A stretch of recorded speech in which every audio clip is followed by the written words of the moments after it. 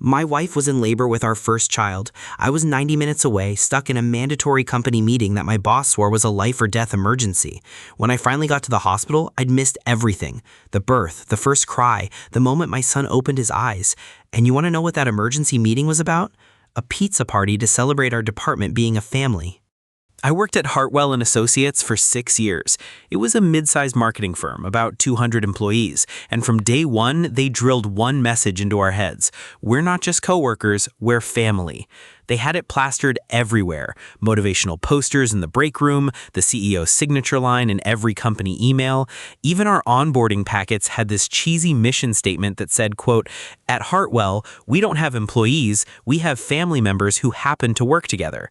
And honestly, for a while, I bought into it. My direct supervisor, Greg Torton, would pat people on the back and ask about their kids. He remembered birthdays, he'd occasionally bring donuts on Fridays. It felt different from other places I'd worked.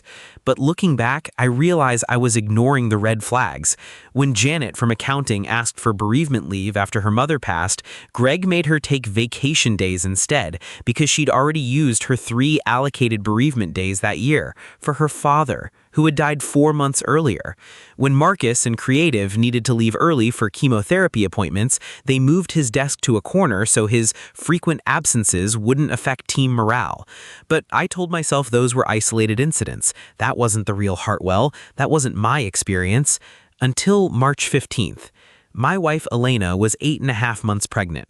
We'd been trying for 3 years, gone through 2 miscarriages, and this pregnancy had been rough. She'd been on partial bed rest for the last month. My nerves were already shot. I'd put in my paternity leave request 8 weeks in advance, 2 weeks off, starting from her due date, April 2nd. Greg approved it personally. He shook my hand and said, "Family comes first around here, Marcus, you know that." Then at 2:47 p.m. on March 15th, my phone rang. It was Elena, and I could immediately hear something was wrong. Her voice was strained, panicked. "The baby's coming. My water broke. I'm at the hospital." She was 2.5 weeks early. I was at our satellite office in Ridgemont, 90 minutes from the hospital where she'd been taken. I told her I was leaving immediately, that I'd be there as fast as I could. I grabbed my jacket and headed straight for Greg's office. I needed to let him know I was leaving, grab my laptop in case I needed to handle anything urgent remotely, just a quick heads up and I'd be gone. Greg was on the phone when I knocked. He held up one finger, made me wait. 2 minutes. 3. Finally, he hung up. "Marcus, perfect timing. I need everyone in conference room B in 10 minutes. Emergency meeting." "Greg, I can't. Elena just called. She's in labor. The baby's coming early." His expression didn't change. Not concern, not understanding, just this flat, calculating look. "I understand this is important to you, Marcus, but this meeting is mandatory, non-negotiable. We're announcing something huge for the department, and leadership specifically requested full attendance." "Greg, my wife is having our child right now. I have to go." "The meeting will be 45 minutes, an hour tops. You'll still make it." "She's 90 minutes away, in labor, with our first child." He leaned back in his chair and folded his arms. "Marcus, I'm going to be honest with you. Skipping this meeting would be noticed by people above me. You've got a strong trajectory here, and I'd hate to see you compromise that over 1 hour."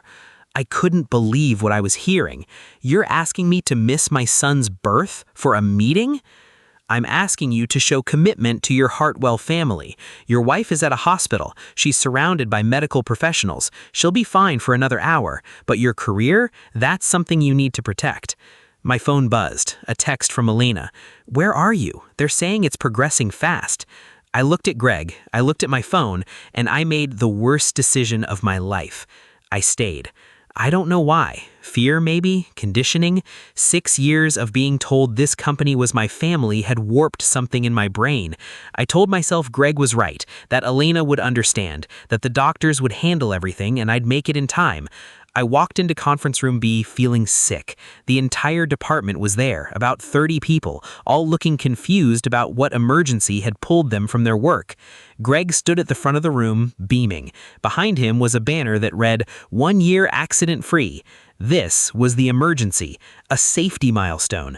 Pizza boxes were stacked on a side table, 2 liters of soda, a sheet cake that said, "We're family, we're safe." I stood frozen in the doorway as Greg launched into a speech about how our department's commitment to workplace safety reflected our commitment to each other, how we're not just coworkers, we're family, how family members look out for each other. My phone buzzed again, and again, and again. I couldn't check it. I was standing right in Greg's eyesight. Every time I moved toward my pocket, he'd look directly at me. The meeting dragged on. Greg made everyone go around the room and share what being part of the Hartwell family meant to them. 30 people, 30 answers. 45 minutes became an hour. An hour became an hour and 20 minutes. Finally, Greg dismissed us. I sprinted to my car, checking my phone as I ran. 7 missed calls from Elena, 3 from the hospital, a voicemail from my mother-in-law that was just her crying. I called Elena back as I peeled out of the parking lot. She answered on the first ring, but her voice was different, exhausted, hollow. "It's over, Marcus. He's here. Where were you?" I need to stop here for a second because this is the moment my entire life changed. I missed it. I missed everything because I listened to a man who told me work was family. Subscribe if you think I should have walked out of that meeting the second I heard what it was about. Drop a comment and tell me what you would have done, because I still think about this moment every single day.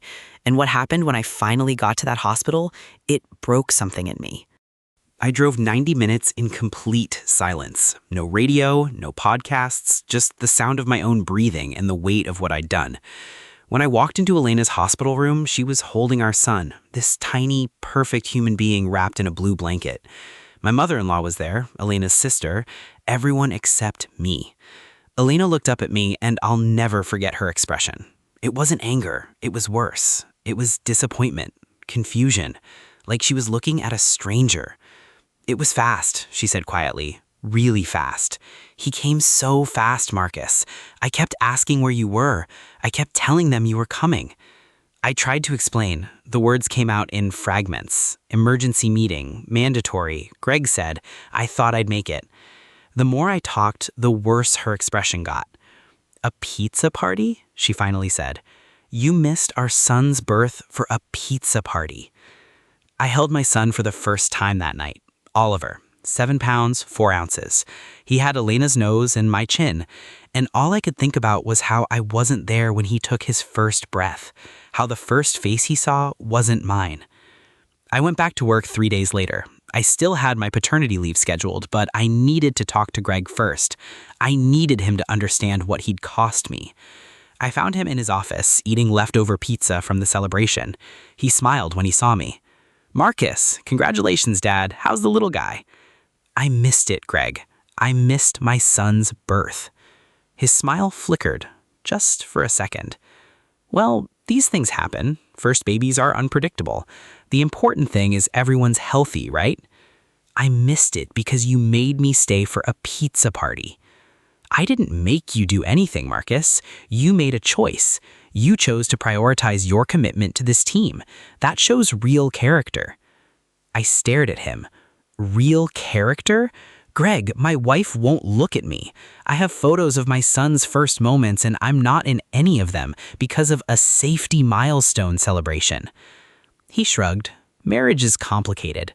That's not really a work issue, is it? Look, take your paternity leave, spend time with your family, and when you come back, we'll talk about that senior account manager position. I think you've proven you're ready." He was trying to buy me off. 2 weeks with my newborn son and then a promotion to make me forget what I'd lost. The worst part? For a split second, I considered it. I took my paternity leave. Elena and I barely spoke for the first week. She was civil, functional, but there was a wall between us that hadn't existed before. Her mother kept making comments about priorities and what kind of father, until Elena finally asked her to leave. During that second week, I did a lot of thinking. I held Oliver at 3 a.m. while he cried, and I made myself replay every moment that led me to miss his birth. And I realized something that should have been obvious years ago. Hartwell wasn't a family. It was a cult that used the language of family to extract loyalty it hadn't earned. Real families don't make you choose between a pizza party and the birth of your child. Real families don't threaten your future for missing a meeting. Real families don't call mandatory pizza parties emergencies while your wife is in labor. I was part of the Hartwell family for 6 years. and it cost me something I can never replace. Thanks for sticking with me through this one. I know it was heavy, but I needed to share it because I know I'm not the only person who's been manipulated by a company that called itself family. If this story hit close to home, please hit that like button and subscribe so you don't miss the next one.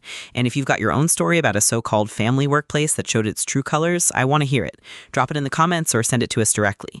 Your story might be the next one we tell. Take care of yourselves and take care of your real families.